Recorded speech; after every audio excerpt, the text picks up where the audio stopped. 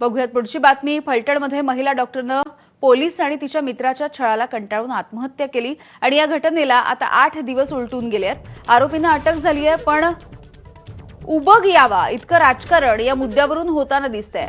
राजकारणाला अक्षरशः इतका ऊत आलाय की रामराजे निंबाळकर आणि रणजितसिंह निंबाळकर यांनी आपले पिढ्यानपिढ्यांचे हिशेब चुकते करण्याचा चंग बांधलाय की काय, असाही संशय येतोय। सुषमा अंधारे बीडच्या आहेत, पीडित मुलगी देखील बीडची आहे, त्यामुळे त्यांनी देखील यामध्ये उडी घेतली आहे। निंबाळकर आणि गृह खातं असलेल्या मुख्यमंत्र्यांवरती आरोपांच्या फैरी झाडल्या जात आहेत।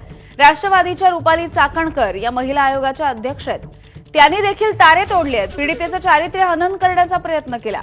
तपासाबद्दल मात्र कोणीच बोलत नाहीये। नुसते एकमेकांना आरोपीच्या पिंजऱ्यामध्ये उभं करून आरोपांच्या फैरी झाडल्या जात आहेत। पोलीसही स्वतःची बदनामी झाल्यामुळे या प्रकरणामध्ये वेगानं तपास होतोय हे दाखवत नाहीये। सरकारने एसआयटी स्थापन करण्याची घोषणा केली, पण यामध्ये पुढे काहीच झालेलं नाही।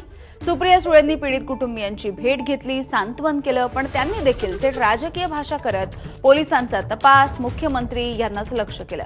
या नेत्यांना एका आत्महत्येच्या प्रकरणामध्ये इतकं राजकारण कसं काय दिसतंय, हा देखील प्रश्न राज्यामधल्या सर्वसामान्य जनतेला पडलेला आहे।